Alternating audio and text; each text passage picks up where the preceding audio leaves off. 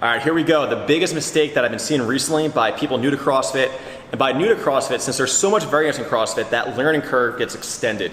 So you can be doing CrossFit for 2 years, 3 years, 5 years, and still be kind of in that quasi new person phase, as long as we're varying workouts enough and we're not only working on our strengths, but we're actually looking at our weaknesses, and that's what I'm gonna talk about. We have so many people in CrossFit that do CrossFit because they wanna get better overall health-wise and fitness-wise.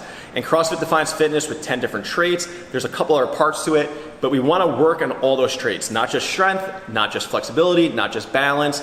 There's a whole group of 10 of them.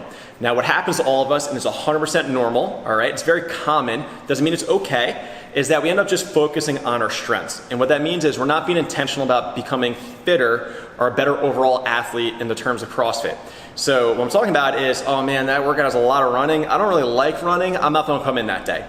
So we're not being intentional about being better. Part of CrossFit is working on your weaknesses. So if you're someone that always ends up having to scale weights because you're not strong, try and bias coming in for the strength days. If you're someone that's not great at gymnastics, come in more for the gymnastics day. If you don't like running, come in for the running day.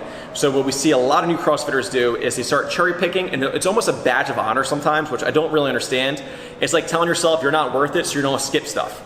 So you're literally telling yourself that it's not worth it to work on your weaknesses and become overall better, so you're gonna quit on yourself by not even showing up for the workout.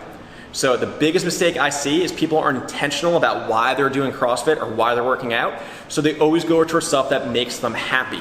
The problem is different things make you happy at different times, so you always end up on this up and down roller coaster of emotions based on workouts instead of being intentional of getting better overall, so that way you can find purpose and meaning in what you're doing, and that will make you happier long term.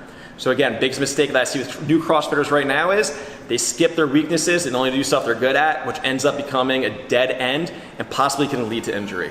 All right, so hopefully that's not you. If it is you, change it today. Talk to you guys soon.